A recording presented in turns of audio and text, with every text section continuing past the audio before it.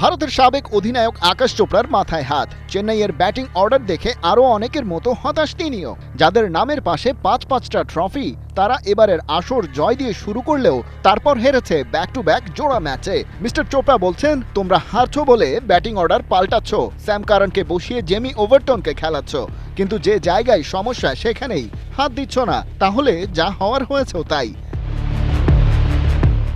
আকাশ আসলে চেন্নাইয়ের batting order নিয়ে কোন দিকে ইশারা করলেন?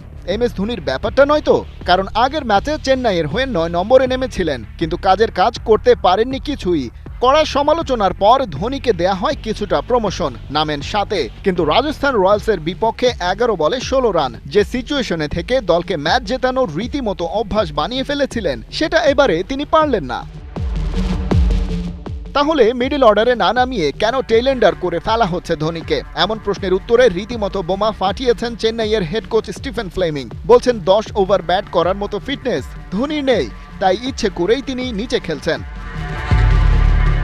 চেন্নাইয়ের পরাজয় নিয়ে জিও হটস্টারের সাথে কথা বলেছেন তাদের সাবেক তারকা আম্বাতি রাইডু। আউটফিল্ডে বাজে ফিল্ডিংই ডুবিয়েছে ধোনির দলকে। বলছেন, ওদের এভাবে ম্যাচের পর ম্যাচ হারতে দেখাটা ভীষণ বেদনার। কয়েকটা সহজ সুযোগ মিস করা এবং আউটফিল্ডে ধুঁকতে থাকার সমাধান দ্রুত করতে হবে। তরুণদের নিয়ে দল সাজানো দোষের কিছু নয়, তবে সেই সব প্রতিভা ঠিকঠাক কাজে লাগাতে হবে। কিন্তু সেসব ছাপিয়ে আলোচনার কেন্দ্রে উঠে আসছে MS ধোনির ব্যাটিং। বয়স 44 ছুঁই, এই অবস্থায় আগের সেই ফিটনেস আশা করাই ঠিক না। তবে চেন্নাইয়ের এই আইকন প্লেয়ারকে চাইলেই ছেটে ফেলতে পারছে না দলটা। কোচ ফ্লেমিং এর কথায় কিছুটা আঁচ করা যায়। তিনি বলছিলেন, সিদ্ধান্তটা ধোনির নিজের। পরিকল্পনা এমন ছিল, যদি ম্যাচ ব্যালেন্স অবস্থায় থাকে তাহলে সে কিছুটা আগে নামবে এবং উইকেটে থেকে বাকি ব্যাটারদের সঙ্গ দেবে। 13-14 ওভারের পরেই তার ব্যাটিংটা আমরা ভাবছি। তবে চেন্নাই আবার তাকে ছাড়তে চায় না, এমন স্টেটমেন্টও দিয়েছেন হেড কোচ।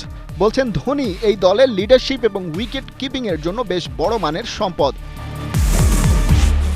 দলের এক্স ক্যাপ্টেনের এমন প্রশংসা অনেকের কাছেই অপেশাদার মনে হতে পারে এই পর্যায়ে এসে। তবে এটাও সত্যি, আনফিট আইকনের দলে থাকা নিয়ে প্রশ্ন তুললে নিজের চাকরিটা খুইয়ে বসতে পারেন, জেনে বুঝে কে ঘাটাতে চায় ও সব। এটা ফ্র্যাঞ্চাইজির নিজস্ব বিষয়, তা করতে গিয়ে ম্যাচের পর ম্যাচ হারলে বাকিদের তো কিচ্ছু যায় আসে না।